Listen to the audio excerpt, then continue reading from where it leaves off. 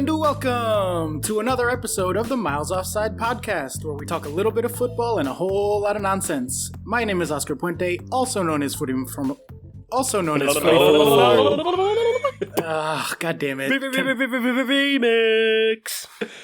And with me, as always, is my co-host Chuck Bailey and Ian Stimson. Happy New Year, gentlemen. I was so excited to do this intro that I stumbled over my words. It is so good to be back.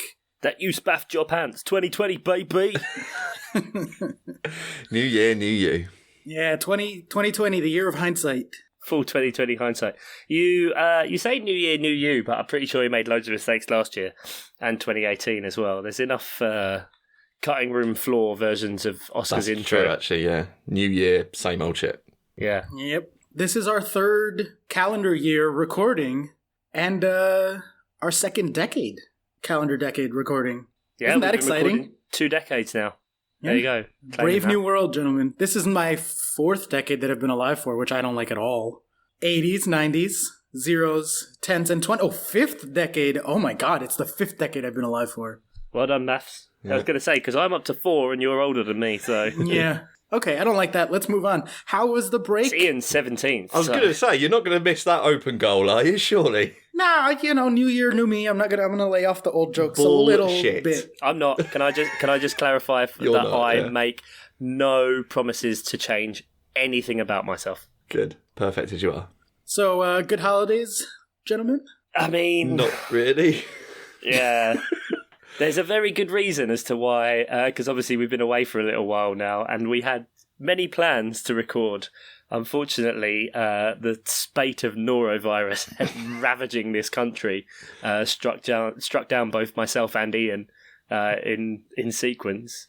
Ian for about a week across actual Christmas, weren't you? Yeah, it started Boxing Day night. Oh, so you missed the real holiday at least, which is nice. Yeah. Oh no, I had a Christmas Day and Boxing Day when I felt it sort of coming on. But yeah, that night was something I'd rather forget. And then I've been out of action for a good week afterwards. So the whole thing's just been a bit of a mess for me, really. Literally. Start off the year losing some weight, not a bad way. I did actually. I mean, that's the thing. I've come out of the other side of Christmas weighing pretty much the same, which I'm going to take as a win. That's pretty good. Problem is now, you can't really rely on that as a crutch to say you're still holding on to some Christmas weight. I've got no you're excuses. just fat. Yeah, exactly. Thanks, mate. No worries, don't worry, I'm right there with you. Yeah. Speaking of Boxing Day, how was you guys got a goal rush, right? Didn't you get a whole crazy feed of all the matches on Boxing Day with the Amazon affiliate link and whatnot? The problem is the pundits, really. Isn't it always? Who was on it? Wasn't it Robbie Savage? Yeah. The lead singer of that boy band. What? Hey? Savage Garden. Never mind. No, Robbie Savage. I was making a joke. Don't worry about it. Just cut this. It's a stupid Jesus joke. Christ. Truly, madly, deeply, the worst joke I've heard on this podcast. Hey! You saved it. Now it can't get cut. Thanks. Wow, Savage Garden. That's really hitting the references at the height of their topicality. Jesus Christ. Adam probably doesn't even get that one. He's like, I was not born yet. Because he sounds like a baby. Right, yeah. Yeah.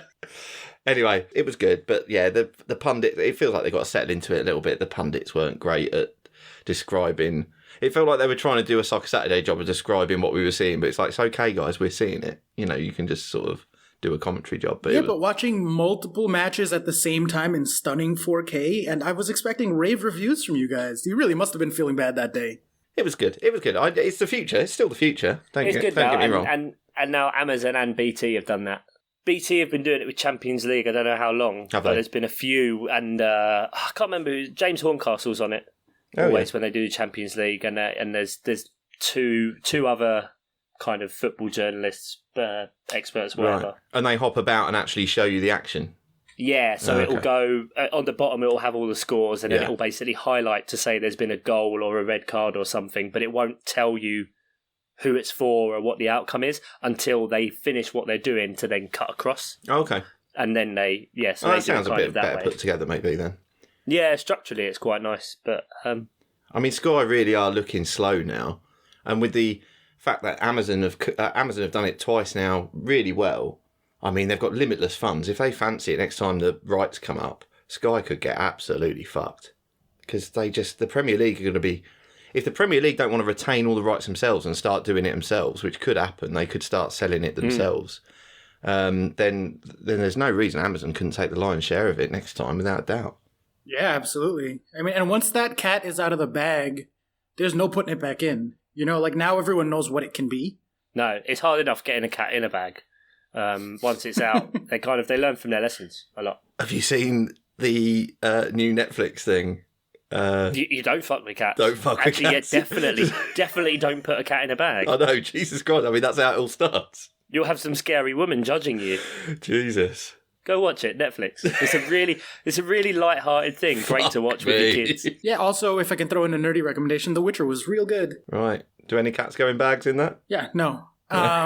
But there's a few weird creatures and whatnot. And a bard, my favorite thing about the show. I don't know if you guys have seen the memes, but toss a coin to your Witcher.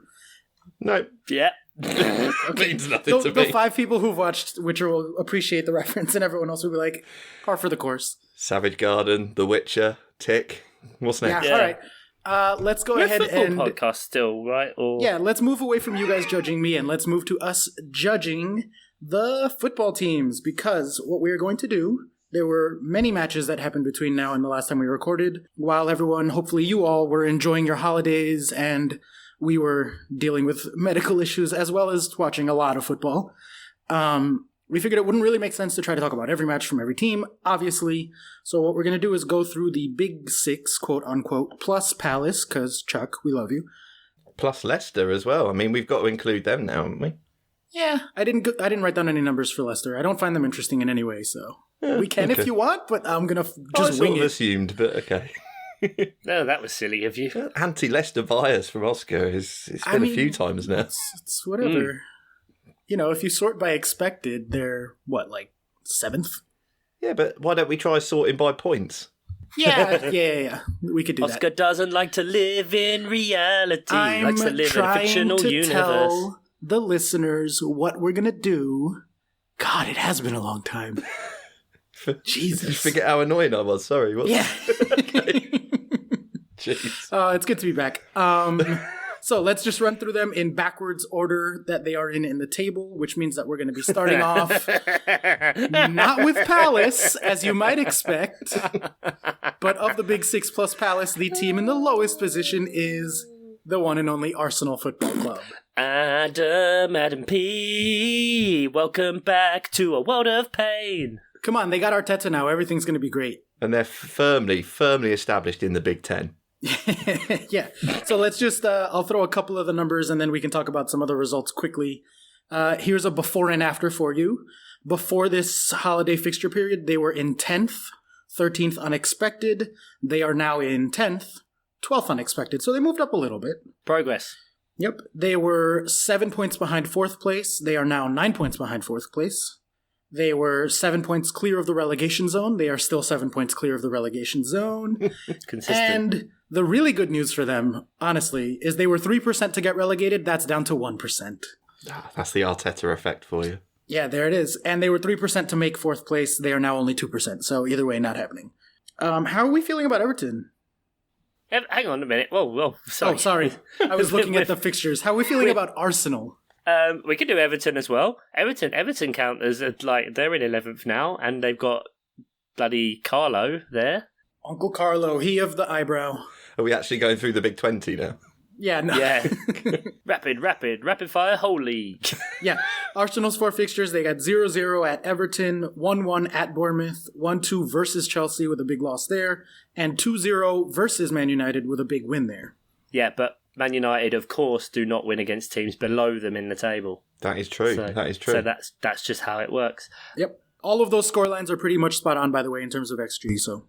Yeah, we expect them to be shit. Like, that's not hard. There's a win against a nominally big club in there. In seasons past, yeah, maybe, but I don't know. I think it's a good thing that they got rid of Emery, of course, but the whole getting back an ex-player darling kind of syndrome, it just feels like a massive poison chalice for him. Especially because, of course, they then start tweeting all the videos of him in training and acting exactly like Pep Guardiola, and you're like, trying to get the Arsenal fans to think they've got another one. And I think naturally there will be a bit of a boost for them because, they shouldn't be this shit. Like, they just shouldn't with the players they have, albeit their defence. But you look at their attackers, they should be banging in way more goals as well than they have. It's not really great to say that they've scored 28 goals. It's not much when you've got Aubameyang, Lacazette, and obviously Nicola Pepe coming in now. But yeah, it feels good that they are 1 point below Palace. Yeah. I think your point about We play each other next as well. Real 6-pointer, Adam. 6-pointer, love it. Mid-table 6-pointer. Yeah. I think your point about the strikers is really good. Their attacking talent, because I was a lot of people were saying, Arteta's going to come in and he'll find the balance, and he hasn't really found a solid lineup yet. He's been mixing around a lot, moving players in and out. But I think that showed the most against us, against Chelsea, because we were there to be had. They scored early, and they could have dominated that entire first half at the very least. We were all kinds of out of sorts. Frank got the tactics wrong in that one. And instead, they scored a goal, and they barely did fucking anything at all for the last 65-ish minutes of that match.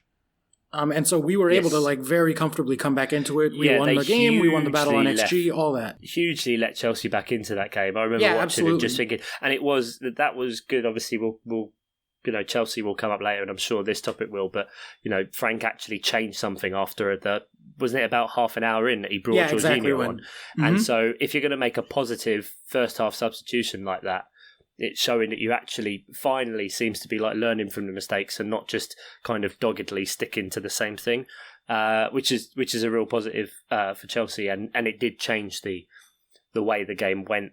That Arsenal did just kind of let them back in, but it's more that I think Chelsea have more going for them than Arsenal, so it's just kind of naturally going to happen. I just we conceded 2 against Southampton, and you would think that Arsenal, with their attacking talent, with an early lead, and us kind of at 6s and 7s at the back, could do something to push on, and instead, they totally didn't didn't do anything for the last hour. So I think that's I don't understand how many people how so many managers keep coming in and not finding ways to get more out of that attacking talent. Last year they overperformed, and we talked about it a bunch. But since then they've really come down, and I don't know where the hell those goals are going, because you would think that all of those players would have way more happening. Yeah, and they're not. They're massive draw merchants as well. But I mean, on the goals front, Aston Villa have scored 1 less goal than them. Wolves are 2 ahead, and then obviously above that you do have the rest of the top 6 and Leicester. But there's a huge gulf in it kind of ramping up, because you go up to Man City, who are on 56 goals, and Arsenal have scored 28. Yeah, it's insane. And the number of draws they've got is 9. So 9 out of 21 games, which is huge. But that means then you've got Burnley have won more games than them, Newcastle have won more games than them, Southampton, Everton, Palace. They've got the same number of wins as Brighton, West Ham, Aston Villa, and that's where they should be going more for games and not kind of relying on their non-existent defence and trying to go for those points. And I think it kind of shows that this whole respect the point rubbish, and we will come on to that with the next team, because obviously my team is shit, is crap, because you look at Arsenal there and you think, oh well, yeah, we've only lost 6 games out of 21, but you've drawn 9, which has meant that you're 10th, and you're not. Right. You convert 3 of those to wins, you lose 3 of them. You're 3 points better off, which is then a couple of table places. Yeah, absolutely. And so this kind of misnomer of not really going for things, it's worth 3 times as much.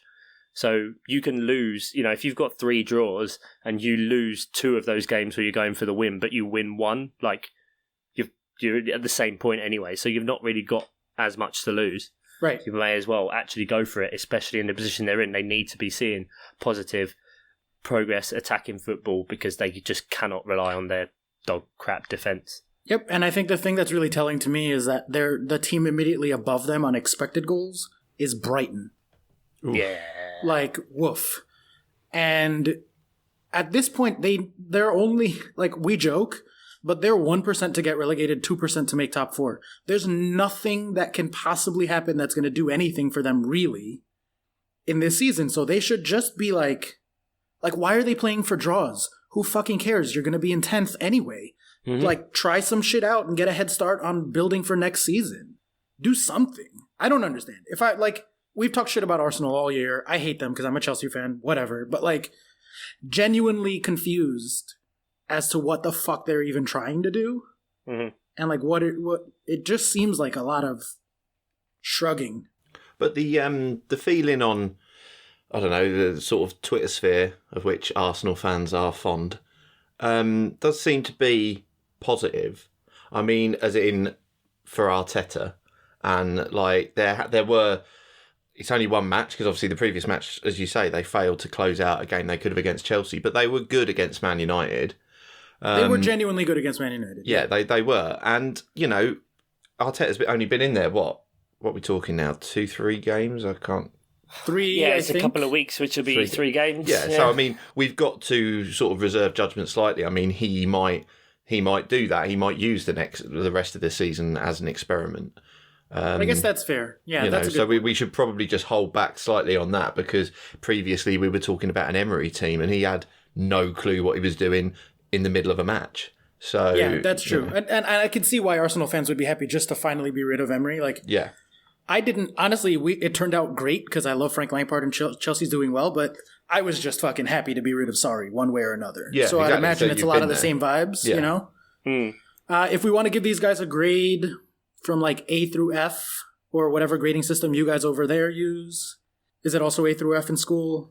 Yeah. I don't think it is anymore, but Is I it know not? we're too Oh old yeah, to they're know numbers about that. for the actual exams. They're numbers now, but fuck, everyone knows. Yeah. Okay, everybody knows. Okay, so what do we want to give them? I'm going to say for myself, I'll go first.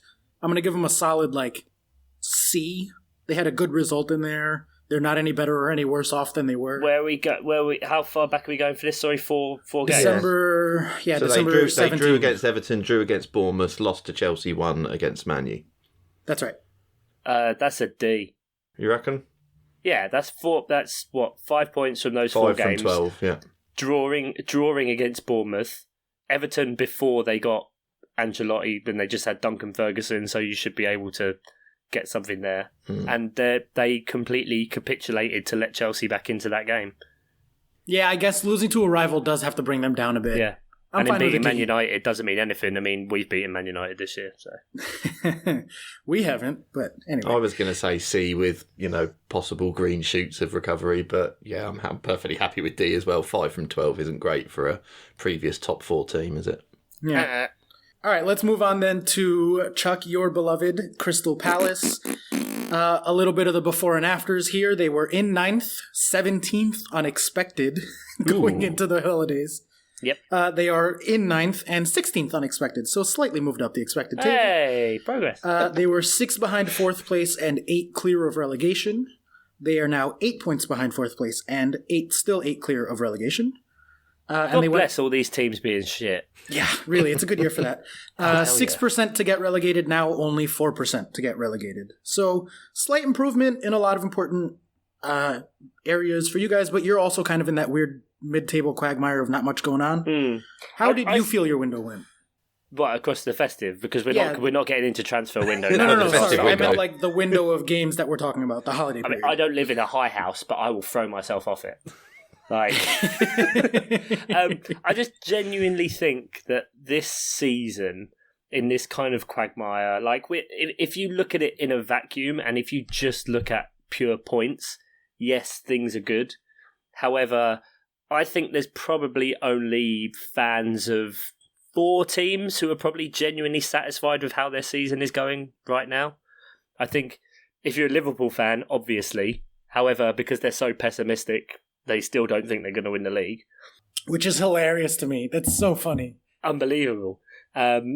Leicester, because obviously who'd have thought that they were going to get to see this kind of performances out of a team again. Because, you have 5-6 years ago? They won the league 5 years ago now? 15-16, so it would have been 4 years ago. 15-16, so 4 years ago. They've got, I think there's 2-3 of the same players in that team. as was back then. And Yeah, they're- almost none. All of a sudden, they're still back into like this kind of position, which is insane. Their so they should be recruitment really happy. is amazing, and part of that genuinely is driven. Like you talk about Leicester and Liverpool, those are the two teams with the biggest analytics departments in the Premier League. And so to me, it's not that surprising that they're overperforming. Like they're overperforming by a ridiculous amount. But when you put in good work and you have smart analytics people get in there, you're going to get every tiny little bit out of every It's extra that point. Moneyball shit. Yeah, exactly. I watched that film the other day. It's a good film. There you go. And then I think the other two probably are Wolves and Sheffield United. Chelsea fans are happy. I can definitively say that Chelsea fans are happy.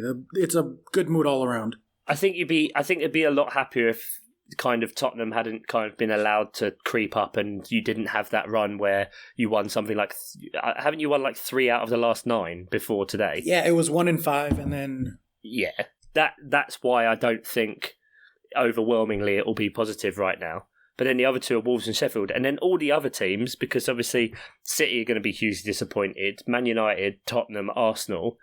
And then every other team below that will just be like, well, we can see how close it is, that there are so many marginal gains there that would mean we're not in the position we're in. And it almost seems like too many teams are just cordially just going like, no, you get relegated first. No, please, I insist, you lose the points. And so that's why I think that you look at Palace's structure and it's very even. It's 7 wins, 7 draws, 7 losses. Consistent, bang. 28 points from 21 games. So end of the season, you're looking at that's about a 52-ish points, I reckon, which is fantastic. Highest points total ever. But you look at the last run of games where we're getting like draws to Norwich, draws to Southampton, and against West Ham, we get that win. But in every single one of those games, we went, apart from Southampton, we go 1-0 down. And then it has to be much like Emery under Arsenal. We have a crap first half, we do nothing, something like 3 shots on target in the last, or 1 shot in target in the last 3 games in like the first half. Yeah, of a game. It's been pretty dire the first half of the matches for you guys. Going forward, absolutely awful. Like, genuinely, if you ranked all of the teams, out of chances created from open play, we're last. Out of goals, we're last. Total shots, we're last. Shots on target, we're last. Oh, dear. And so, you then couple that with the fact that, goal-wise, we're actually performing pretty much exactly our numbers of 19. Yep. And you're not in last for XG. No, but our defence is overperforming by 10. Oh, dear. So the next down from that is Leicester at like 7.8. Then you've got 5.5 or 6.7, for West Ham. But it's just so wild that it's a culmination for me of we're kind of back to the Hodgson thing again, right? Of this repetitive, not having a second game plan, not really changing anything. If you do make subs, it's the same again. Oscar, if you were to name one substitution for Chelsea under Maurizio Sarri, it would be around the 60th minute mark, Kovacic comes on for Barkley. Or around the 60th minute mark, Barkley comes on for Kovacic, right? Yep. Incredibly frustrating. Well, we just have that in every game. But unfortunately now, those players who are part of the usual sub-rotation, which would be like Schlupp for MacArthur, maybe Kouyaté for MacArthur, MacArthur for Kouyaté, they're all just gradually getting injured. So I think we've got 10 first-team injuries, 11 now if you count Maya. Caveats on 2 of those because of Cahill and someone else that I think is about to come back, just evades me right now. Hodgson is moaning about that, moaning about fixture congestion, moaning about the fact openly, and has been doing for a long time, we need 4 to 5 players, this is what we need, and specifically saying the owners need to get the money and pay for these players. You've got all of those 4 things going on. You've got the fixture congestion of playing 2 games in 48 hours, but then you still you make 1 sub in a game, and that's after 80 minutes. Yeah. You've got attacking players that you're just hooking, and you're not trying to play anything different. The players that have been signed just aren't playing. You bring in these youth players and go, we're going to have a lot of under-23s. Just play them. Take the kind of Rafa Benitez approach of going, right, if we're in a bad situation, let's just target games. In the other games, let's rest people, let's rotate. let's actually try something different to try and build up that and kind of blood these players, because it's worked well for us in the past. That kind of approach, and especially that's the one thing that's nice, is that Brandon Pierrick is coming through, who's, you know, obviously it's going to be built up more, but could potentially be like the next Zaha and Wan-Bissaka style local boy coming through. But if you're just making these crap substitutions, bringing off attacking players to bring on another central midfielder, it just gets really boring. And this is what all of the stats are showing, that we don't have anything going forward. You know, God bless Jordan Ayew, because we'd be screwed without him. And when Wilfried Zaha doesn't play for us, it's the same as how Barcelona, you can see it's just messy. Right. Of course, I'm not being arrogant to the same level, but we just play in the same colour. That's about as connected as the teams are. I mean, Zaha's never lost a Champions League final. Yeah, neither have I. Chuck you've never lost a Champions League final. There you go. And so it's the same kind of syndrome, that we rely so much on one player that when that one player is not there, or we try and do something else, that the team is just kind of lost. And it's depressing. It's because you look at that table and you see 9th and you think, I should be happy right now.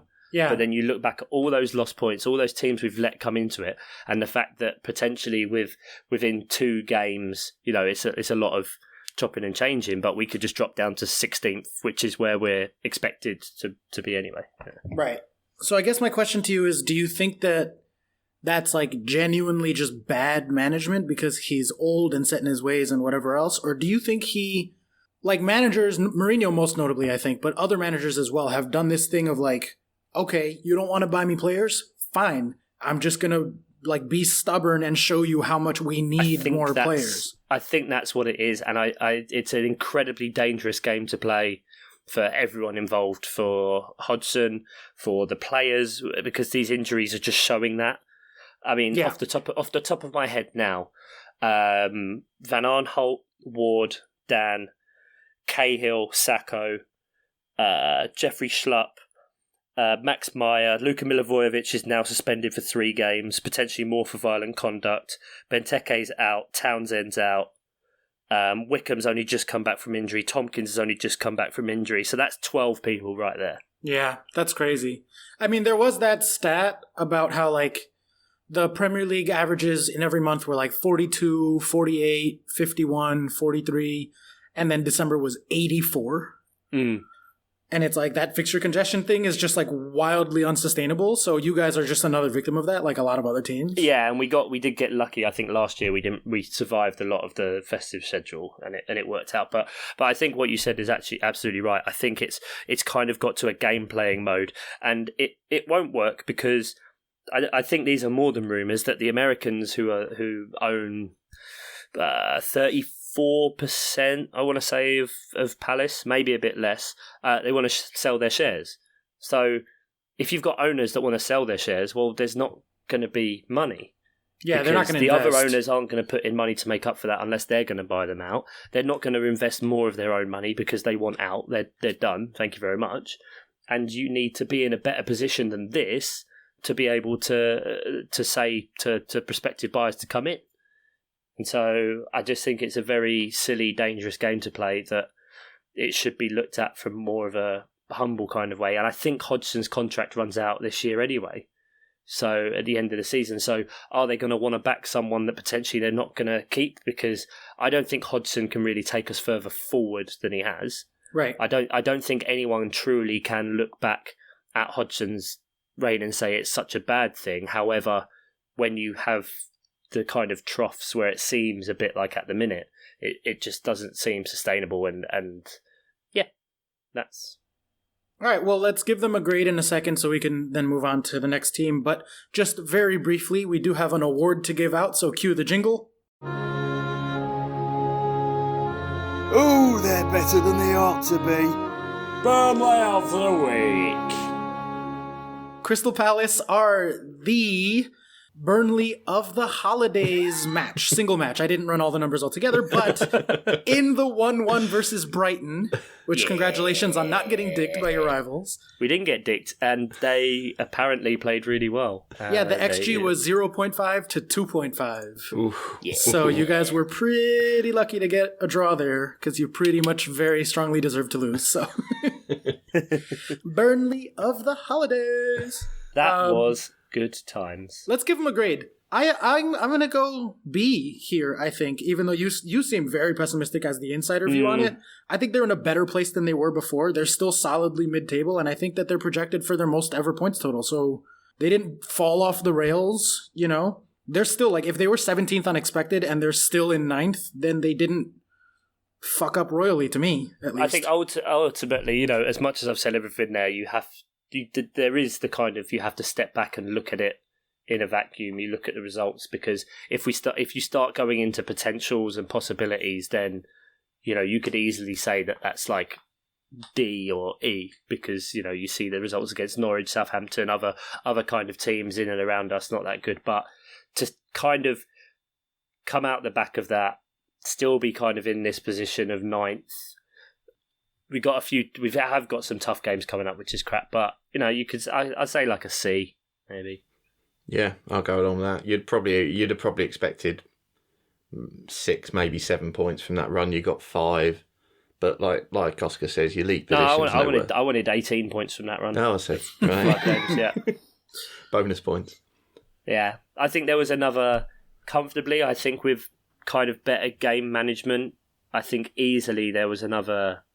A win against? I think there was another 7 points there to be had. Yeah, you could have won against Norwich. Against Norwich, yeah. Or no, actually, I think Norwich were the ones where it was like we got away with one there. I think we let Southampton back into the game. 1.4. We were yeah, but they were hammering us towards the end of that, like for ages in that game. It was ridiculous. And Pookie had another onside offside goal. There was about 4 in one game week, I think, and then 4 armpit the next. The weekend of armpits, I was calling it. To no one at all, but to yourself. Yeah. And Newcastle, we were comfortably better than them.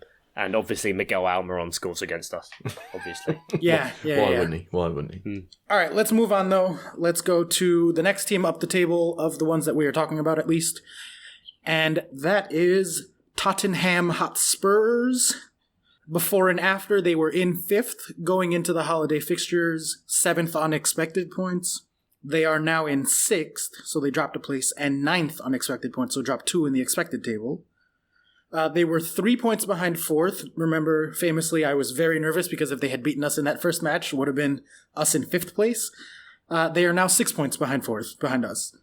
And the big number for me, they went from 34% to make the Champions League spots, all the way down to less than half of that, 16%. Wow. That's surprising, actually. To run through the fixtures, I guess, since I have them on here, the first game was a 0-2 loss versus Chelsea, so that was at the Tottenham Stadium. 0.3 to 1.5. We thoroughly dicked them. Or dicked isn't the right word there. We thoroughly destroyed them. Tactically, emotionally, every possible way. 2-1 versus Brighton, 1.0 to 1.1 on XG, so a little bit lucky to get the win there. 2-2 at Norwich. Horribly unlucky there because it was 0.3 to 1.8.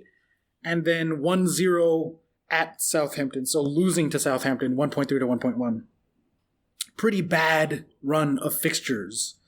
Only one win, a draw against Norwich, a loss against Southampton, and a very bad loss against Chelsea in probably their most important match of the season so far. I'd say so, because if that's the kind of direct competition that those 3 teams have got. I mean, Arsenal are trying to play catch-up right now to that group of 3, right, massively. But whereas Tottenham had a huge chance to go into touching distance with Chelsea, or being equal points, if not ahead of them. So it just seems strange. I mean, I can't remember exactly what was Mourinho's first game? Was it versus Burnley or versus Man United? So, no, West Ham. West Ham? Oh, yeah. Okay. So he had a bit of a good run at the start, obviously, and had some positive results, even though they were like 3-2s and just... We said at the time, you know, this team is going to concede goals. It's going to take him a while to get that sorted. But now, obviously, Harry Kane's just done a hamstring. Heung-min Son got sent off again for Violent conduct. Yeah. That guy should have gone military service. Maybe he needs it to behave himself. He's being a naughty little sausage. That was so petulant. He just kicked into Rudiger's ribs for no reason. Oh, don't talk to me about petulant red cards after today. Fuck's sake. Oh yeah, we saw the first going over to the side of the screen, have a look at the side of the pitch, and have a look at the screen. I know we're not going to go into too much on VAR because what's the point? But I'm fucking sick of it. And for the second year in a row, they put VAR in some games but not others. The FA Cup, yeah. So again, in the FA Cup. So again, you're playing one competition with two sets of rules. That's not fair for anyone. It's not consistent. That's ridiculous. Yeah, I agree.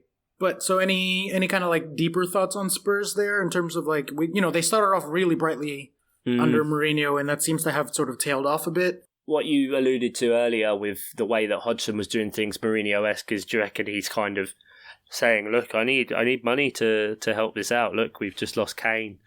It's fucking early to be doing that, isn't it? That's a Jose season 3 move.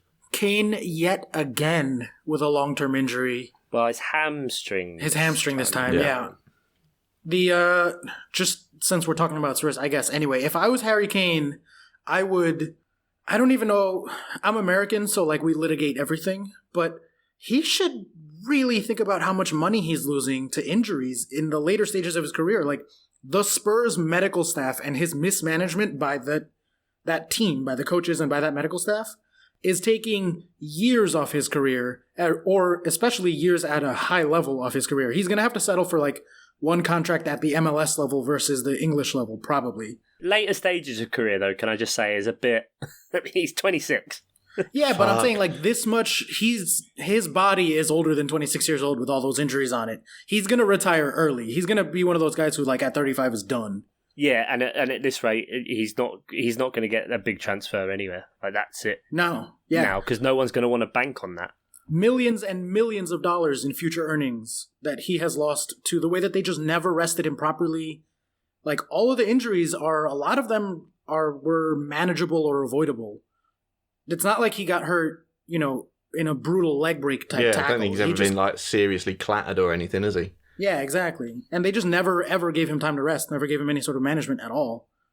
That's a total sidetrack, but and I don't even like Harry Kane, but I would be so fucking mad if I was him that we have yet another muscle injury.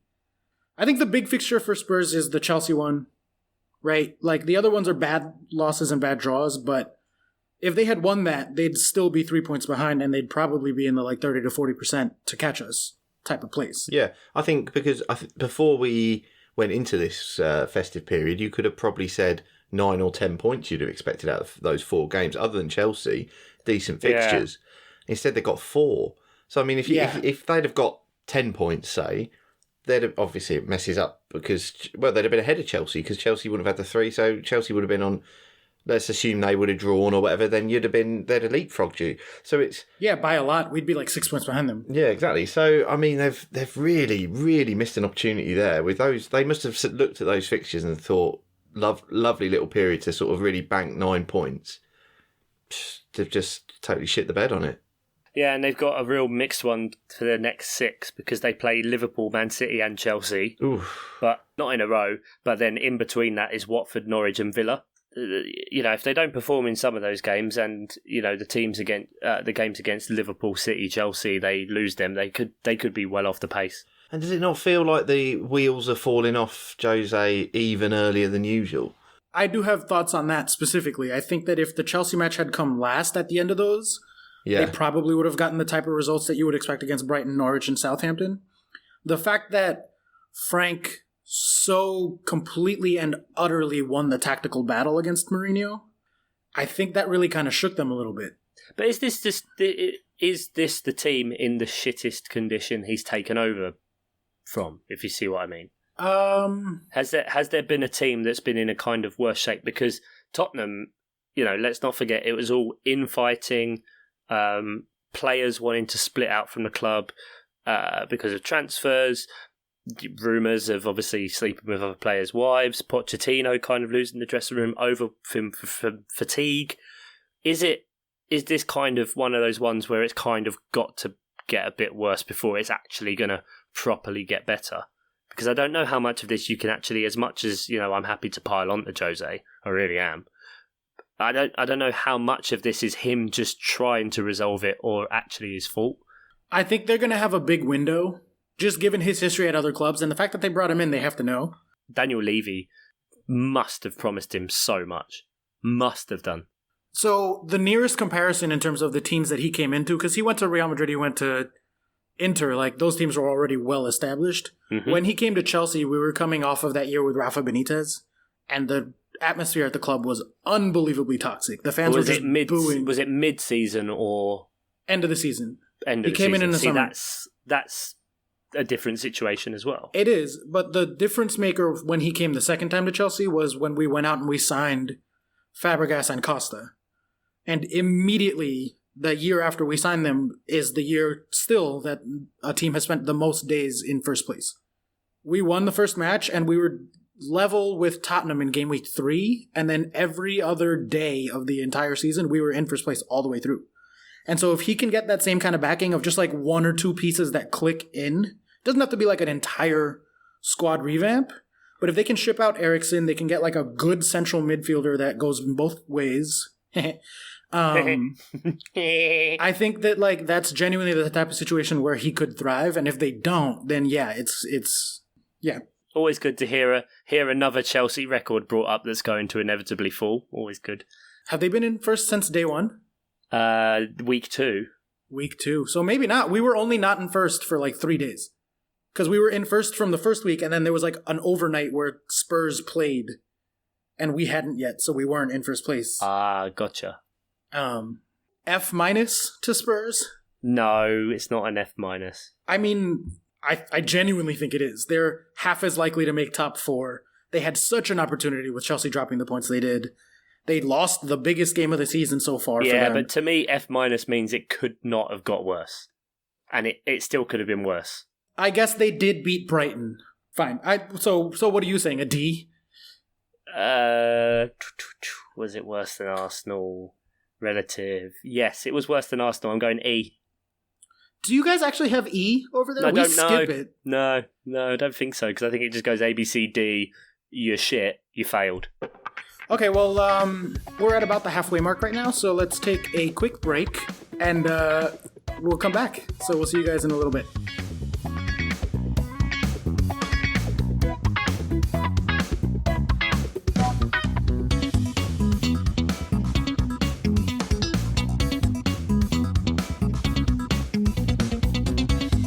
Welcome back to Miles Offside Podcast, where we've been talking the Big Six, the real Big Six, and Arsenal for the festive period and how they've gone. We've done 3 of them down. We now move on to, this isn't very exciting to talk about, Manchester United. Oscar, give me some numbers, I guess. I hate Man United. I really hate them so much. I'm with you, but here's your numbers, sir. We got the before and afters. They were in 6th place coming into the holiday festive period. 3rd place on expected points, actually slightly above Chelsea. Now they are in 5th place, so they moved up 1 spot, but they are in 4th place unexpected, so they dropped down a little bit. Is that regression to the mean? Yes.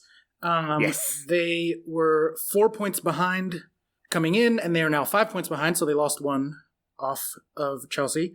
And they were 16% to catch us, and now 14%. So pretty much actually basically the same place that they were. 2 losses against Watford, and the big one against Arsenal. And then 2 fairly decent to / strong wins. 4-1 against Newcastle, and 2-0 against Burnley. It's Newcastle and Burnley, though. There's an asterisk on those 2. Yeah. And losing to Arsenal, that is... None of the XGs were particularly far off. I mean, obviously the 4-1, no one actually generates 4 unless you're Man City, so it was a 2.0 to 1.0, but... That's the Newcastle effect. Yeah. Actually, the 2-0 loss to Watford was pretty harsh, because it was 1.6 to 1.5. But they've been resurgent as well. Yeah. Shout out to Watford. Shout out to Watford for sure. Nigel Pearson coming in and doing his job. They're all just shit scared of him. Any genuine thoughts on Man United here? I hate them, really, quite a lot. I did enjoy what Chuck said earlier about them only being able to beat teams that are above them. Wasn't there that thing of when Newcastle went 1-0 up, it meant they leapfrogged Man U, so then they could beat them 4-1. I had that in my head when I said it originally, and I just Brilliant. I love that. think of which one it was. But yeah, they do, and it's so weird because you either see that front three and the way they play as just clicking massively, or it's just nothing really. They're still not solid defensively. They've just got ricks in them all over the place, really. They really do. I don't know, and it's just like Solskjaer, doesn't he now? He's got like the lowest win percentage of any Man United manager or some rubbish. It's the worst start to a Premier League season, or like bad.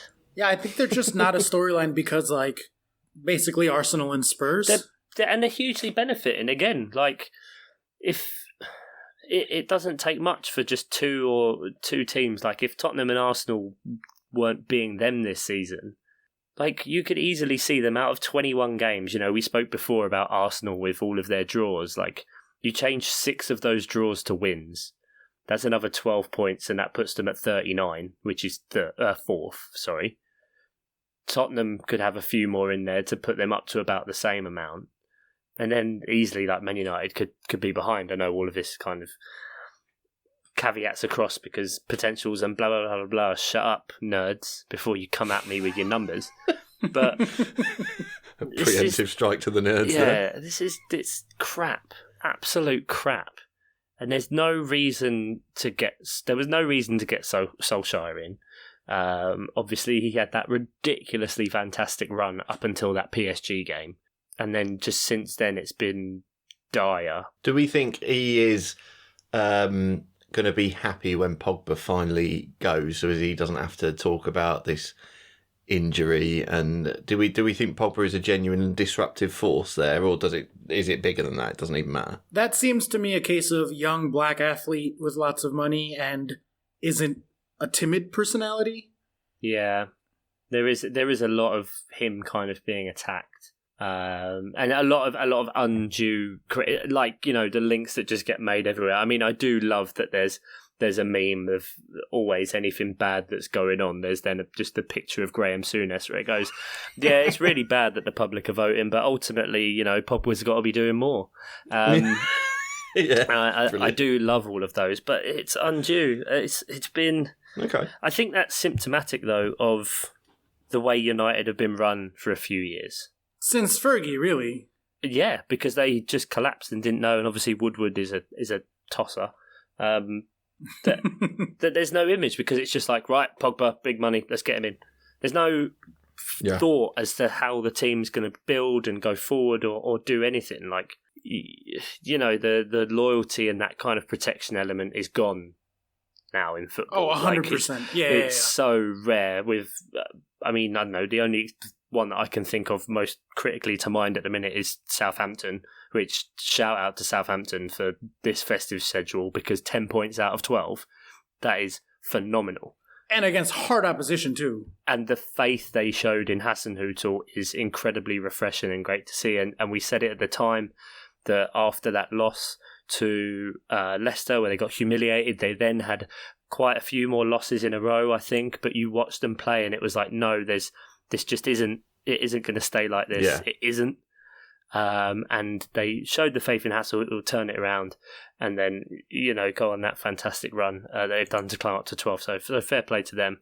But it's just, I mean, I love this as well. That it's like my favourite player in the world, Jesse Lingard, like, you know, highlight videos of 2019, 0 goals, 0 assists, like fantastic. Yeah. But that's, without making this a personal dig, that's a player that team goes to on many, many occasions, that plays consistently, has also captained the team, and has provided 0 attacking returns for an entire calendar year. Yeah. For Manchester United. That player shouldn't exist. He shouldn't even be on the periphery of that squad for what they are. The difference of the Ashley Young one, you know, 4 years ago in the stands at Watford because he couldn't get in the team, then captain it, you know, the levels of it, taking that regression, but without seemingly building any sort of foundation and just going, Pogba, Lukaku, Alexis Sanchez, Ibrahimovic, like, they are suffering from bad management at the top for the team. Like, it's... And to go back to Pogba for a second, like, obviously I hate Manchester United. I'm a Chelsea fan, and as a right-thinking human being, I just hate Manchester United. Everyone should, yes. Yeah. Correct. But, like, I am a fan of Paul Pogba, and I have been since he was at Juventus, since he was, like, really young. I wrote an article in, like, 2014 begging for Chelsea to sign him, just looking at his numbers and stuff. And when I think about, he's 26 now, which means that he was 23 when he went back to Man United, I should say. And those are 3, like, very important years in terms of the progression of a footballer. From 23 to 26 is when you're supposed to, like, find your feet, and that's when people make the jump from elite talent to elite player. And he's wasted those years at Manchester United. They didn't build a system around him when he was clearly the most talented player there. No, and they should have from the start, really. And they should have from the start, and they didn't. And now wherever he goes, because he's going to leave, he, like Harry Kane, has lost a lot of value, has lost a lot of development, and at 26, Paul Pogba at age 26 should be a Ballon d'Or nominee. And instead, he hasn't played almost at all this season. No. You have 3 years of being rubbish and not being able to play at Man United and doing whatever, and then plays a major, major role in winning a World Cup in the middle of that. Exactly. And I really hope that, like, one of the European powerhouses, be it Munich, even Juventus getting him back with Ronaldo over there now, or either of the 2 big Spanish teams, like, are smart enough to realize that that's more Man United's fault than it is Pogba's fault, and that he deserves, like, a 200 million transfer or something insane, because he's that good of a player. And so, as a football fan and a fan of him, it makes me sad to see him going to waste at Man United when they could have done so much more with him. Like, just the untapped possibilities there. It would be like if we signed Hazard and then just, like, rotated him in and out and never did anything to build a team around him. Like, fuck are you doing? He's world-class talent. Yeah. Or if you just kept selling all the players that you bring through and then having them come back to bite you in the arse when they play for your rivals. I don't know.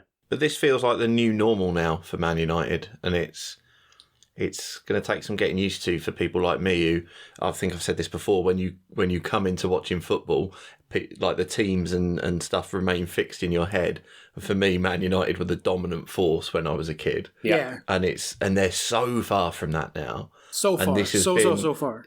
Yeah, and it's been like it for a while now. It's essentially since Fergie left. Well, no, even before then, really, because he saw it coming, didn't he? So it just seems like this is it now. They've just got to accept that this is where they are now. Yeah, I mean, he retired in 2014, right? 13-14 was his last season, which means that it's been 6 years, more than half a decade since they were any fucking good at all. Yep, and then you have, his recommendation to come in, David Moyes, who, he's now bounced around many clubs and is now back at West Ham, but who is for some reason seen as being this kind of firefighter guy of setting up, saving teams from relegation and what have you. But the reason he was known as being a good manager was because of the amount of years and the gradual process he had at Everton, which is why, Ferguson wanted to get him in, and also was in a similar mould to Ferguson. If way back in 1990, if Ferguson hadn't won the FA Cup final, he was pretty much on the block. Yeah. Like, gone, because they'd done nothing in, I think that was his 4th season. Yeah, talk about a sliding doors moment. Which hugely, and obviously Palace then would have won the FA Cup. But obviously. Thanks to Alan Pardew. Were you alive for that? It was 1991, yeah, I was alive for that. Okay. I was 4 months old, but I was alive for that. Yeah. So it's your fault. The glint in the milkman's eye. Pretty much, yeah. But yeah, this enough about Man United. Yeah, okay, so let's just give them a grade so we can move on, because we actually ended up talking about them a whole bunch. F for the window, F? I'm going to say D. The 4-1 win against Newcastle prevents it from being a total F for me. It's Newcastle. No, look, they didn't move up in their probabilities of making the Champions League when they definitely could have, because we dropped a bunch of points. But they also didn't get worse. They're basically where they were. The story of everyone. Yeah, yeah, basically. Yeah. Speaking of, let's go on to my team. It is now time to talk about the one, the only Chelsea Football Club. The Pride of London. London is blue. F. Never forget F. it. Well, let me at least like put the things out there, and then you can say F because you've already made up your mind. Coming into the holiday fixture, festive fixtures period. The tinsel window, I think we're calling it. Tinsel window? Is that actually a thing? No. Oh, No. I would believe anything. You guys have hundreds and thousands for sprinkles. Like, Yeah. or is it millions and thousands? Hundreds and No, millions? it's hundreds of thousands. Hundreds yeah. and thousands. Hundreds of There we thousands, go. yeah. Okay. Hundreds of millions, that wouldn't make sense. Just jump in a... I guess. Well, he likes Fahrenheit as a temperature system. Oh, God, let's not get into Let's not. So, Chelsea, 4th place, 4th unexpected coming in, 4th place, 3rd unexpected coming out, 3 points clear in 4th place, now 5 points clear, so they built up a 2-point lead. Wait. 54% to make Champions League, now 63%. So I think definitively in a better place than they were. And mixed results, but 2 very important wins against huge rival clubs, and both fully deserved, like not Burnley of the Week type situations.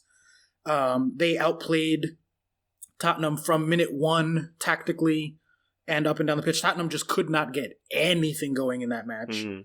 And then against Arsenal, they started off poorly, and then Frank was able to, recognize that there was a problem, that he got his tactics wrong, make the correction, and then they came in and they dominated after the sub.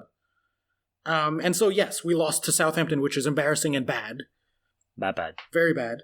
And only a 1-1 draw against Brighton, and a deserved 1-1 because it was 1.6 to 1.6 on XG. So, Many bad. Those 2 results are bad and embarrassing, yes. But to me, the other 2 matches were the much more important ones, especially in terms of, preventing there to being an actual top 4 race. Mm. If we had lost to Spurs, who the fuck knows what the rest of that fixture period Yeah, would but look I mean, but especially when you couple it with the 4 losses out of 5 before that, Mm-hmm. You convert a couple of them and you're up with Man City, Yeah. and then you're laughing, your percentages of top 4 go up to probably 70, 75, 80%. Oh, yeah, for sure. When you're then 11 points clear at 5th. It wasn't great, but we're still in a better place than we were, and we got 2 huge wins against our 2 biggest rivals. Mm. So I'm not I'm pretty happy with it. Yeah, I think that's the kind of important thing there as well, that it was against those teams that were close to you, because if you switch around a couple of those fixtures, you can get the same number of points, but all of a sudden you've got 2 more teams that are right up on you. Yeah, absolutely. And I think the sort of, mentality aspect that I talked about before with Spurs, where if they come into the holiday fixtures having beaten us and then being like, yeah, this is our fucking chance, let's go on and do something here, that's a very scary situation to me. Do you think that was Frank targeting those games specifically because it was I don't. Tottenham and Arsenal? No, I don't. I think he still has issues with rotation. I think when he's forced to rotate the squad, it throws off the balance. I think he got a little too cute over the break there because the tactics worked against Spurs. We switched to 3 at the back. 3 at the back? Yeah. More of the old Conte type system. Pulisic, frustratingly, has not played that much over the fixtures. There's talk that it's a hamstring type of thing. There's talk that it maybe isn't at all, and that's just fake news. Who knows? But I think he targeted the Tottenham match very specifically because we are not in the League Cup, so we had a full week to prepare for that. I think that the system that he chose and the way that we played worked unbelievably well, way better than anyone expected. I think you got, Ian especially, I think you'll remember I texted you when they announced the lineups, and I was like, this is either a genius, stroke or a huge mistake, and we'll see what happens. And then the game started, and I was like, oh, wow, this really does, perfectly counteract everything that Tottenham does. And then I think that he took the wrong lesson from that, which is that not that, 3 at the back works, but rather you want to curtail, or you want to cater, I should say, your tactics to the opponent. So we went into the Southampton game with the exact same system, and I believe the exact same lineup, maybe one change. And it was bad. It was really bad. Because, we didn't have Jorginho, and, we were set up to counterattack and defend against Southampton. Whereas when we play Southampton, we should have a different formation and a different system than when we're playing Spurs, right? And likewise for Arsenal, honestly, because their defense is not scary. And so to sort of concede ground the way we started off the match with, again, 3 at the back, Like, yes, they're a big rival type club, but you got to look at their strengths and their weaknesses. And I think he recognized that 30 minutes into the Arsenal match. And from there, it was good. Yeah, that feels a lot more of a positive because we were saying for so long that not making any changes, not trying to do anything in those losses and, way back when you had that one win against Villa. And I think a win in the Cup. It was around about the time of the Champions League game, so obviously there was fixture congestion even more than for Chelsea.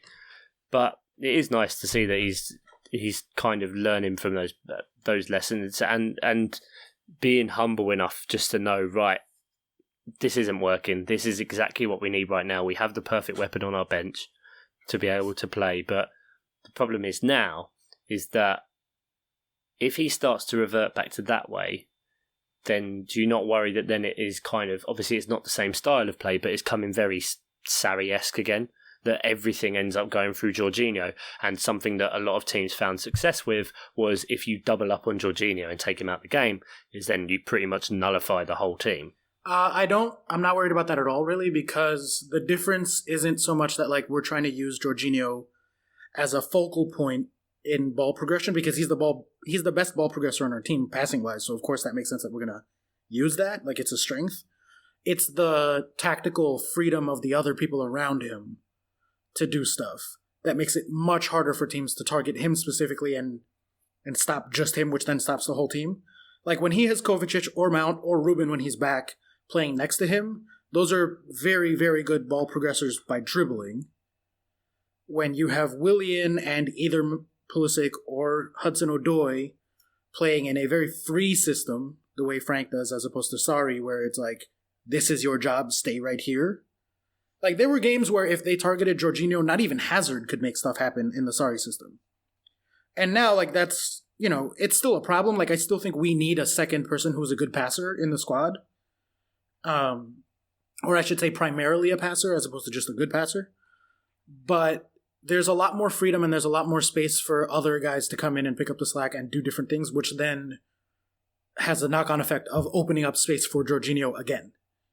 So I'm not particularly concerned because it's not such a rigid system. The fact that he can bring in and change the formation and all the tactics completely mid-match is like night and day to Sarri. So I think there's a couple of signings we need to do now that we can in January. A little annoyed. Left back. A little annoyed that it's 5 days into January and we haven't gotten a left back or a keeper yet. But what are we going to do? Preaching to the choir. Yeah. But yeah, I mean, it's not an A by any means. Probably not even a B. Maybe like a B minus. I'm going to give us for the festive fixtures because those 2 wins feel really good, and we're in a better place than we were. So that's a B minus to me. Yeah. See, I'm going to go C plus, which sounds better than B minus, even though it's lower. Yeah, I do see what you mean. I think the huge positive is that you beat the Arsenal and you beat Tottenham in there. Yeah. Yeah, and like thoroughly beat them fully deservedly. Not even like we didn't Burnley them or anything. So that feels good. Next up, we have City before the break, or not the break, the festive fixtures. They were in first place on expected points. The Tinsel window. Can we call it the Tinsel window? The Tinsel window, yes. Sorry. Tinsel window. First place on expected points, third place on actual points, 14 behind Liverpool. Now they are still in third place on actual points, still 14 behind Liverpool, and still in first place on expected points. With the asterisk that Liverpool have a game in hand and are 14 points ahead of Man City in third in January. Absolutely. And the big number for them is big. We're grasping at straws here, really.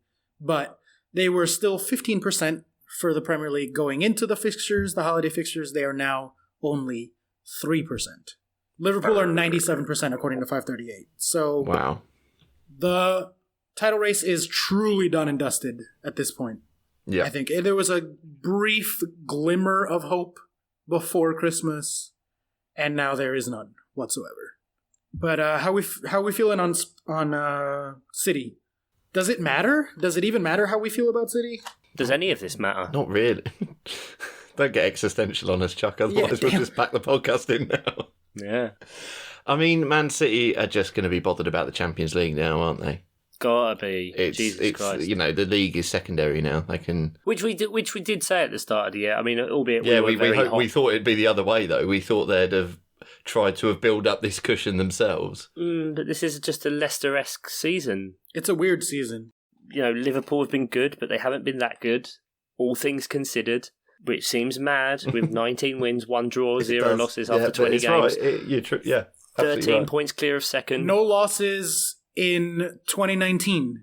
But it's just that the planets have aligned as well, that everyone's just kind of been crap at the same time. And Man City massively fall into that box. And I think you can say with some injuries, but you look at the second 11 they can put out and they should still comfortably be in second, if not competing with Liverpool's first 11. Yeah. And it's just a bit of a collapse. But they want the Champions League. They need the Champions League. But now, something we've said before is, they wanted to get ahead enough that they could concentrate on it. Well, now Liverpool can do the same. And they won the Champions League last year, and they've won the Club World Cup. And if they're going to win the Premier League, and, they got through in the FA Cup, they beat Everton's first team with a team full of youth players. Yeah. Albeit with an absolute worldie. But hang on, we're on Man City here, aren't we? Yeah, but you're exactly right, because we said at the end of last season that City won the league and Liverpool won the Champions League, and both of them are looking at each other jealously. Yeah. And so wouldn't it be perfect if that's exactly what ends up happening this year? I mean, they are the 2 best teams in the world. Like, full stop. Better than Barcelona, better than Madrid, better than Munich. They are the 2 best teams in the world. Well, I'd say Liverpool now, again, this isn't a hot take, but Liverpool are the best team in the world. That's it. Take aside the trophies and everything like that to back it up, if you watch the teams play, Barcelona having a crap season, Real Madrid having a crap season, Bayern aren't really doing much. All the other European teams are in this weird slump of mediocrity as well. Yeah, exactly. PSG are never considered in the conversation because it's PSG. Juventus, the Milan clubs, none of them. 538, the same guys who do the Premier League predictions, they have a global soccer club rankings that they do based off of strength of schedule, and they look at European competitions a lot too, and they have a lot of cool analytics going on in the background. And this week, for the first time, in however many the modern era since they've had data, Liverpool are the best team in the world. They finally passed Man City, and I think it's justified now. I don't disagree. Yeah. Whether you think it's balance of play or whatever, that ultimately it has to be the results that you get, and that's what it makes sense. Otherwise, we end up with a FIFA ranking situation where none of it makes any sense, and you'll have world champions that are second, and it's a bit weird.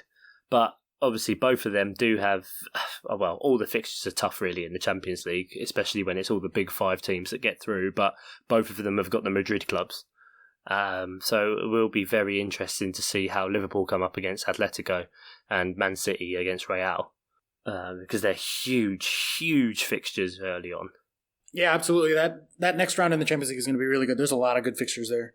Amazing. We've got to wait till the end, mid-February as well. So upsetting. More fixture congestion, please. Yeah. More of it. More delicious football.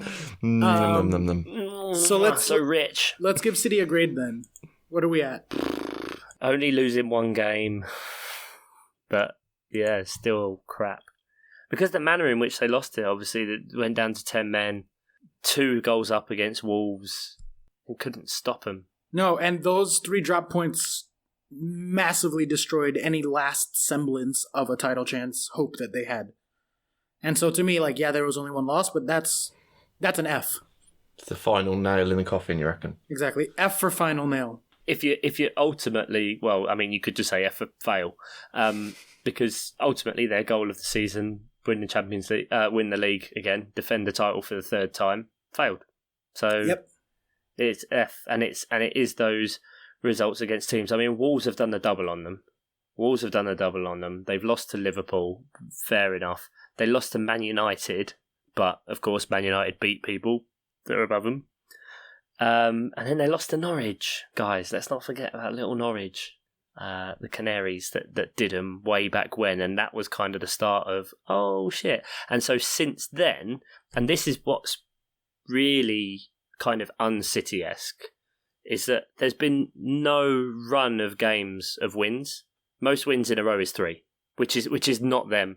And even unbeaten, it's like 4 games, then a loss, 2 games, then a loss, 3 games, then a loss, 3 games, then a loss, 2 games, loss, 2 games. There's no consistent string, so they've just gradually been dropping. And that lack of league momentum is not going to help when it comes to the Champions League. Oh, I don't agree with that. No? No, at least this is, obviously anecdotal, but Chelsea's best Champions League seasons are inversely proportional to their league performances. Like when we're good in the Champions League, we are terrible. You're not winning it, mate. You're not winning it. I mean, I'm getting strong 2012 vibes, but well, shout out to the Bayern Twitter admin who the second the Champions League draw came up was just like muting the words Drogba, May 19, 2012. And blocked my account, basically. Yeah, and blocked you, basically. Really? Yeah. No, not actually. I thought that was genuine then. I thought you'd been trolling Bayern Munich. No, Bayern Munich is my original. Well, let's not get into that because then all the English people are like, oh, you can't have 2 teams. It's like the Premier League wasn't on TV. All I could watch was the Bundesliga. Yeah, so pick the best team in the Bundesliga. Yeah. They were the only team on TV, and I like German players, so anyway. How does it feel, though, in the national team you follow got relegated again? Sorry. The heady days of the UEFA Nations League. I didn't know that had happened. That's how little I care about the Nations League, so. Bullshit. Got relegated again, okay. It's a Euros year, guys. It's a Euros year. That's true. It's Euros year, Wembley. It's not coming home. Well, the trophy is coming home because the final's here. And then it will quickly go elsewhere. That's a fact, yes. And then on the first flight to Germany. Yeah. Yeah, exactly, yeah. Do we want to even... Oh, well, I guess I should give them a grade. I'm going to give City an F because... Okay. They lost to Wolves and they destroyed any last chance they had of a title race. So truly and fully... F for final nail or fail if you want to portmanteau abbreviate that. Yep, F. Let's go to Liverpool then. Not much going on in the league for Liverpool. They just continue being Liverpool. I think the most important thing that happened for them over the Tinsel window. The Tinsel window, thank you. Tinsel window. Is winning the Club World Cup, that prestigious trophy that everyone covets. Who did they play against in that? I don't know. Sorry, but any competition that has a 5th, 6th playoff can fucking really? do one. Yeah. Has a 5th, That's 6th hilarious. playoff. Genuinely couldn't tell you point? any of the other teams in that. Boca Juniors, probably? I don't know. Were they? Monterrey was from the CONMEBOL. Then you had Al something from Asia. Then another team. No. Then another team. Then another 2 teams. No one knows. Then you had Flamengo. Flamengo had a bye to the semi-final. Liverpool also had a bye to the semi-final as champions of South America and Europe respectively. They then obviously won those games that they had because they're decent teams. And then they played each other and it went to extra time. Extra time, Firmino yeah. in extra time. Yeah. God, that was boring. So congrats to Liverpool on that. Yeah, that was good. Trophy's a trophy. Yeah, no, and honestly, I think it's about time to move on to Predictor League and listener stuff and all that. So I'm kind of getting bored of this conversation, but Liverpool. And to be fair, we've dropped in a lot of Liverpool stuff and a hell of a lot of praise for Liverpool over this. I think you have to give them an A because they are 97% for the title now. Yeah, they couldn't have done anything else. It's A+. It's Couldn't absolutely have done anything A+. else. Yeah. And they are winning games in the way that Leicester did as well. That even when they're not playing their best, even when not everything is clicking, but they're still smashing. And Firmino came in at the right time, because there'd been a lot of doubts over him because he blanked for a while, and he just kind of picked up and started getting the goals in. The defence, they've started getting clean sheets all of a sudden. Yeah.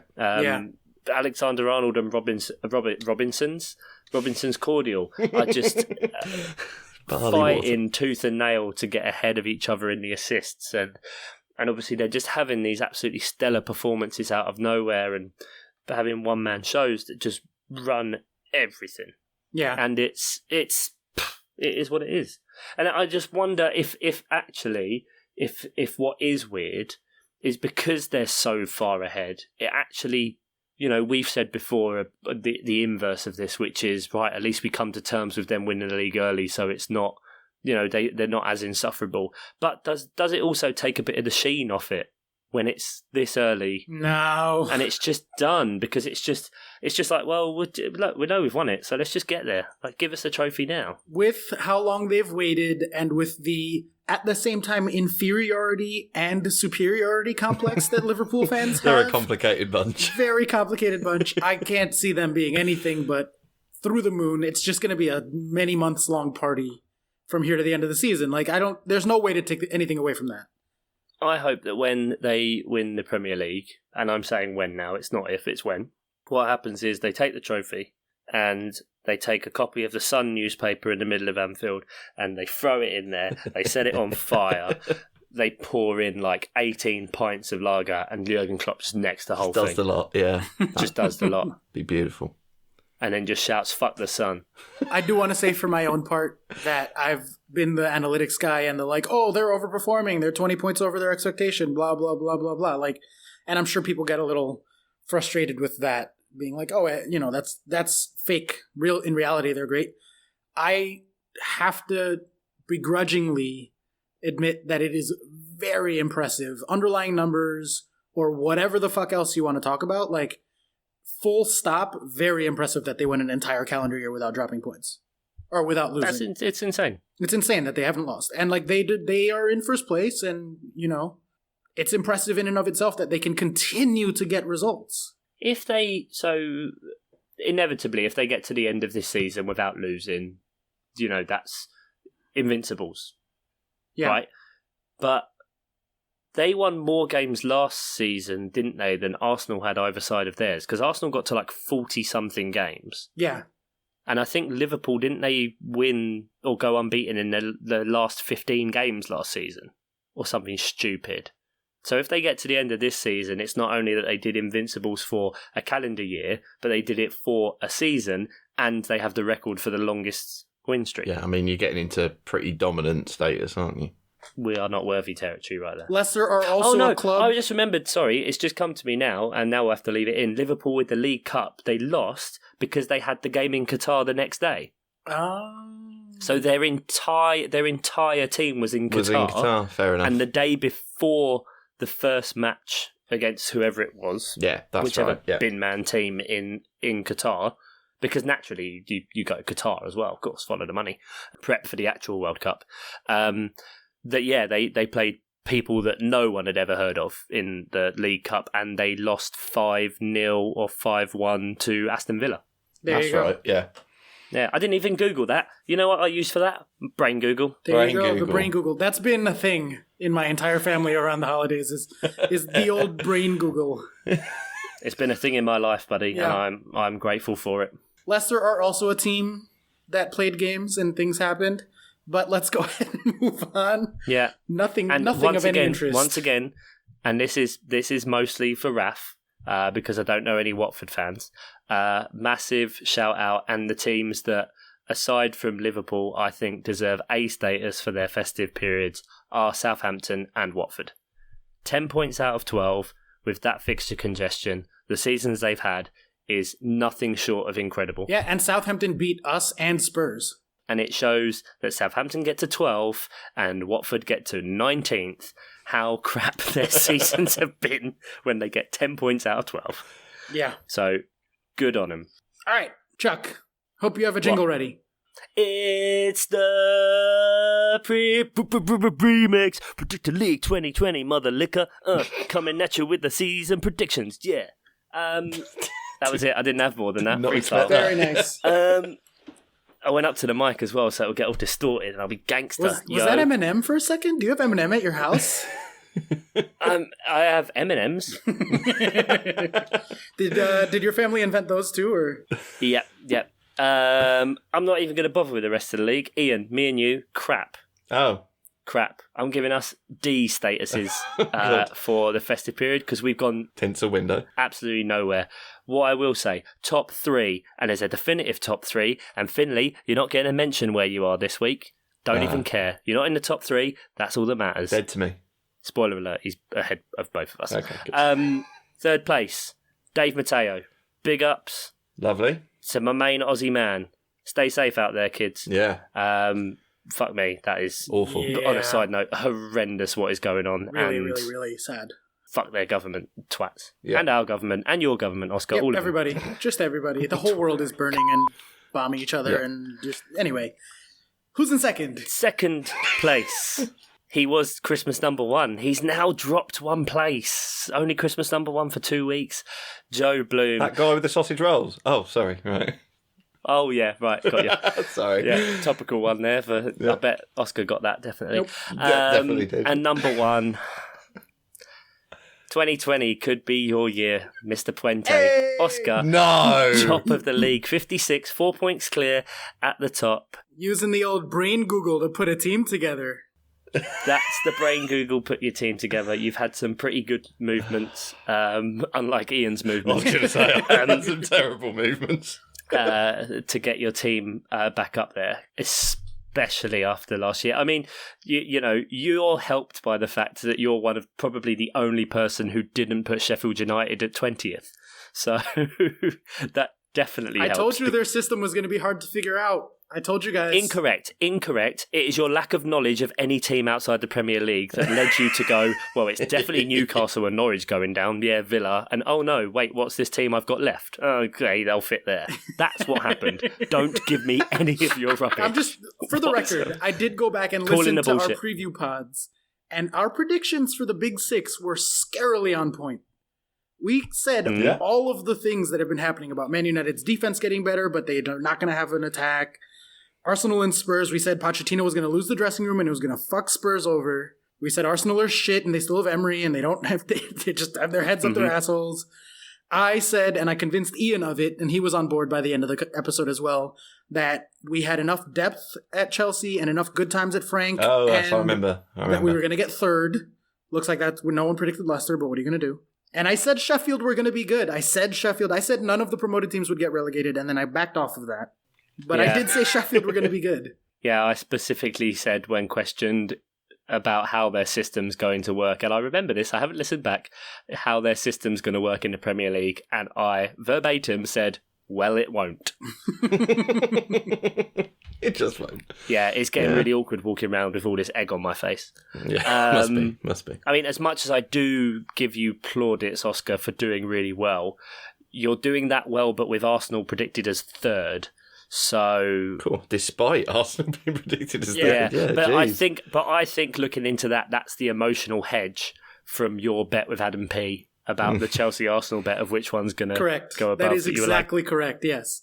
Because I put them third in the Predictor League, and then I spent the entire episode talking about how they weren't going to be third and Chelsea were going to be third, so...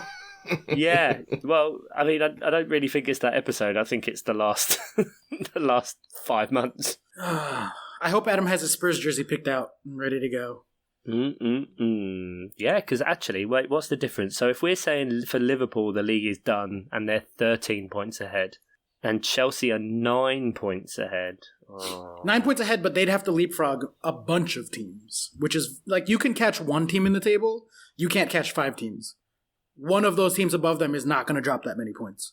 I mean, one of those teams above them is Palace. Meaning there's going to be one of those 6 teams that is going to continue to stay above them, at least. Do you know what I'm saying? Like, that's why it's 3%. It's not because it's so many points, it's because it's so many teams in the way. Yeah, true. But yes, that's the Predictor League. What's next? It's been so long. FPL! Oh, FPL. fuck. I don't have we made transfers over the break? You made them. Oh, that's right. One of mine won. Well, We all just went, yeah, that's fine, and I'm shitting myself inside out, so yeah, Ian- just do that. Ian was just trying to hold his insides within himself. That's a hollow victory. And Ian was I a hollow victory. Yeah, I think we ended up doing, what did we do? Chilwell and Abraham to Trent, because we didn't have Trent, fuck's sake. Yeah, And, that's not who been else? fun for me, getting No. rid of him before that Liverpool blank. I was like, yes, that won't matter. Oh, wait, he's going to Well- do everything. Everything. They're going to win 4-0 and he's going to do everything. All of the things. Yeah. I mean, Bastard. a lot of people got rid of him, to be honest, rather than get rid of a Liverpool midfielder. But what can you do? We had to get him back. And then we did to make the money, we did Abraham to Calvert-Lewin, which feels like a good move at the minute. So yeah, we did those in lieu of, because we all agreed with that, so we didn't put a poll out. It was very hard, especially with, was it 18-19, the game weeks, or 19-20, when it was 26th, 27th, 28th, 29th was 2 game weeks. And I think I reminded you of that, or someone in messages, like on WhatsApp, that people were like, oh, holy shit, there is literally 14 hours gap between game weeks. Yeah. Mad. This needs to change. Like, we haven't spoken about this fixture suggestion, but just doing something because you've always done it is a daft principle. It's also the most English thing I can think of. None of your government parliament system makes any fucking sense because it's not 1428 or whatever. I mean, glass houses, mate. Well, yeah, I know, but we're not talking about us right now. The electoral college is really bag up to date, isn't it? Oh, God. But worse. I don't want to talk about the electoral college. Yeah, no politics, for God's sake. This was literally conversation 1. Yeah. No politics. We've gone beyond that. Anyway. Brexit. But is that why our FPL team's gone bad? Brexit. Yeah. Hashtag Thatcher's Britain. Thatcher. Do you know there's a Twitter account that just tweets every day going, yep, she's still dead? Is there really? Yeah. That's amazing. It's just like, she's still dead. But that's funny. Yeah. Oh, dear. Like that. Bad. So what are we doing with our FPL team then? Have we got any suggestions? Go on, or are we Oscar, just going to say... Oscar, you've had a couple of good wins. Go for it. I'm going to say Dele Alli, because everyone's hopping off that train. To, give me 1 second, to sort by transfers in. Oh, don't do that. Don't do that. You have no idea how I'm still so annoyed at you for doing your gamesmanship. No, actually, Madison. We need to get Madison back in, because he's good. Oh, you've changed your team? Bloody hell. Well, he's in good form. I brought him into my team, I think. I don't know. I kind of have to stop paying attention a little bit to FPL, but if I didn't, I'm gonna.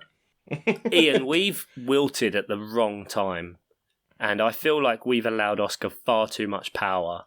You think? To kind of actually enact changes and get things into this team. Oh, yeah, because now he's got the password. Yeah, exactly. Now I can log in and see what fucking transfers we can afford and click around with stuff. And I'm like, hang on, you gave him the password? Because I didn't give him the password. Yeah, because he was constantly embarrassing himself by coming on here and making suggestions that weren't valid because he didn't know how much money we had. What's wrong with that? Well, yeah, I suppose so. It wasn't that hard to guess the password. It was just taco. Your favourite food. But, yeah. So, yeah, sorry, he's got the password now, so he can ruin it all for us. But, okay. Have you got a suggestion, Chuck, for a transfer? I am in 2 minds. One's really boring, and one is out there. Dude, go out there. It's 2020, baby. All right, wildcard. What? Ooh. I hate this team. I hate it. Wow. With the fury of 1,000 suns. Have we got to put... Oh, my God, because of how many balls ups that have meant that Oscar's actually enacted changes. Damn it. We are deaf. That is going to be the thing that gets voted for because it's such a I want wildcard. I want Pope out. I want Aurier out. I want Willems out. I want Tomori out. I want Martial out. I want Ali out. Traore out. Like... Why do you want Martial out? Martial is good. Because reasons. I don't know. Okay. I just got mad. There were too many changes that I was looking at. No one ever goes for points hits, so I'm going wildcard. Because I just think there are so many things that we need to fix in that team at once that there's enough that you could justifiably look at that team and go like, there's 4 transfers we need. And so I think if you're going above 3, you need to be wildcarding. That's going to be what wins. Okay, well, look, we need to put this poll out early then, because if wildcard wins, we need time to then wildcard it with... And we're also only wildcarding with 1 free transfer. So if we end up rolling a transfer, then there's no point. But I'm going to say wildcard. Okay, fine. We need to put this poll out early then, fine. I was just going to go for... Oh, God, it's the anti-Chuck. I was just going to go Tomori to Brighton's Webster. Just because Tomori's been... I know, like, it couldn't sound more fucking dull now, could it? But Ian, I'll vote for yours so it gets at least 1 vote. Cheers. Wildcard's going to win. There's no way that Twitter, the most hot-takey, like, Yeah. I twitchy think you're place right. on fucking Earth isn't going to vote for wildcard. Okay, so we need to make the 4 things then. Ali to Madison, wildcard, Tamori to Webster, and roll the transfer. All right. And then we'll come up with some way of managing the wild card. I can't remember how we did the last one, but we've got 5... Friday game week. Yeah, we don't Is have a it? lot of days. So I will put... So by the time you're listening to this, the poll will already be basically done. We'll either be wildcard in or we'll have that sweet Webster transfer done. This is Heisenberg's wild card. No, Heisenberg's. Schrodinger's wild card. Heisenberg Schrodinger's uncertainty. wildcard, yeah.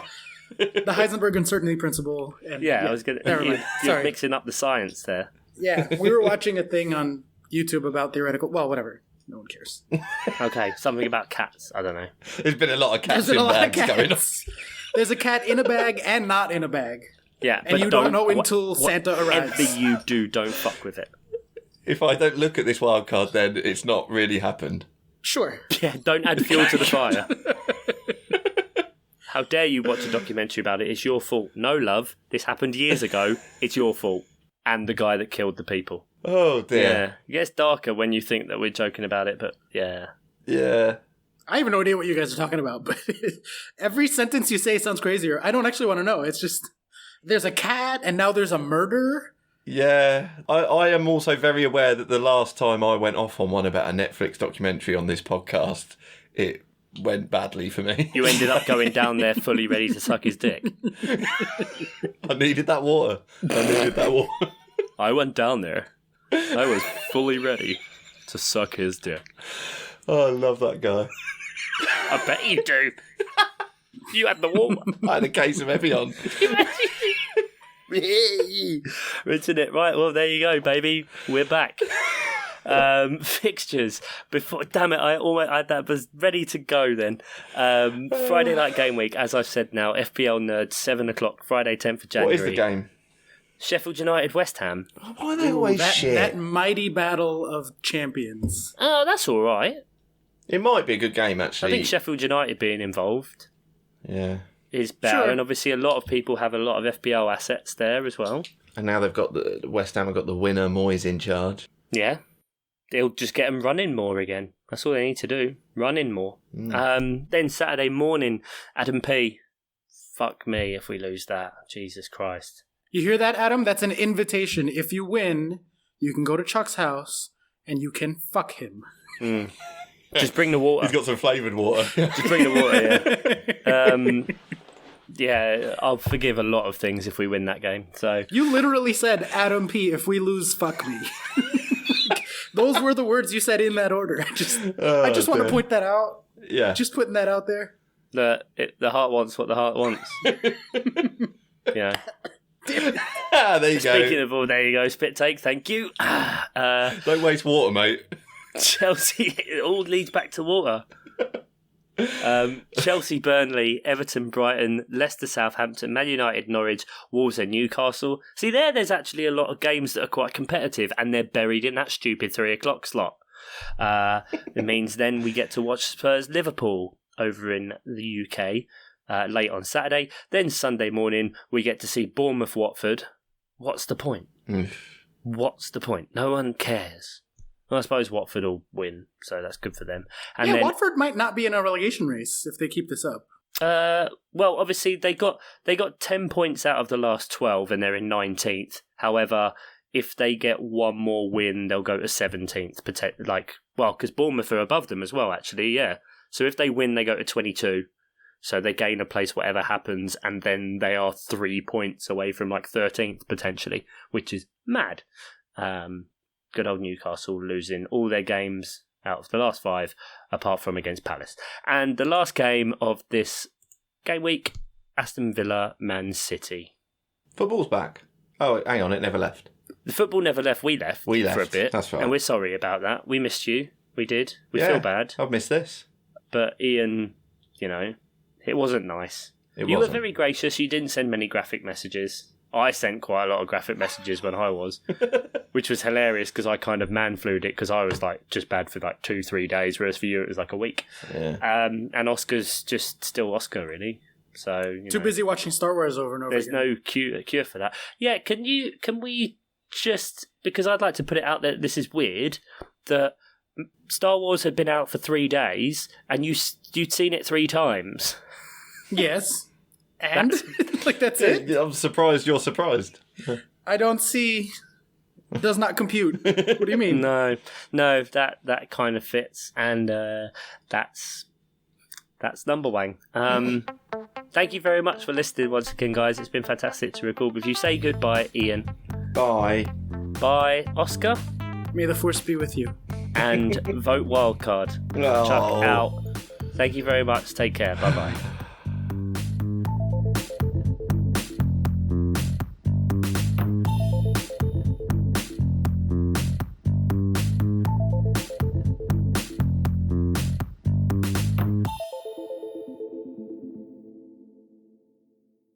Someone should sell a little subwoofer that's a butt plug. Then you'll really feel it inside you. Yeah. Feels like it's probably already a thing. Yeah, I was about to say it's definitely a thing. I worked... Oh, God, how long ago was it now? 2010, maybe? I'm very curious to hear what this story is about to be. Yeah, I worked at a porn festival for like 3 days. Huh. It was at a big exhibition centre. It was at Kensington Olympia. And just like making cocktails and stuff like on a little bar there. Is this when you were still known as Ziggy Butt Dust? Yeah. And so we were there, and obviously there's some. We were next to a burlesque stage, which was really good, because we kept getting to see the shows. But then we were right across kind of the walkway from the adult baby section. Oh, jeez. Oh, and so there's all these people looking at like reinforced buggies and reinforced cots, and then round the corner, like on our way to the toilets, was just a massive butt plug stand where they like went up in grades. Like it was like the Horrifier, the Intimidator, the Penetrator, like just aggressive words like that. It was a amazing, hilarious experience for 3 days. So which one did you buy? It won't be so bad. Never you mind. But this was in the days, it did not have bass boost capabilities, is all I'm going to say. No Bluetooth, yeah. What's that channel you guys have with like the naked girls that you can call because you're lonely and sad? Babe Station Babe is Station. the Babe most Station. well-known. They definitely have some like remote controlled anal subwoofers or something for the babes on the Babe Station. Right, like that's like an add-on you can get. I don't know how it works, but I'm assuming it They has just go, accessories. hang on a minute, babe, I just want to listen to some music. Yeah, and then for like $1, you can choose what song it is or whatever. Get the bass up so high and just watch their butt cheeks wiggle. Yeah, there you go.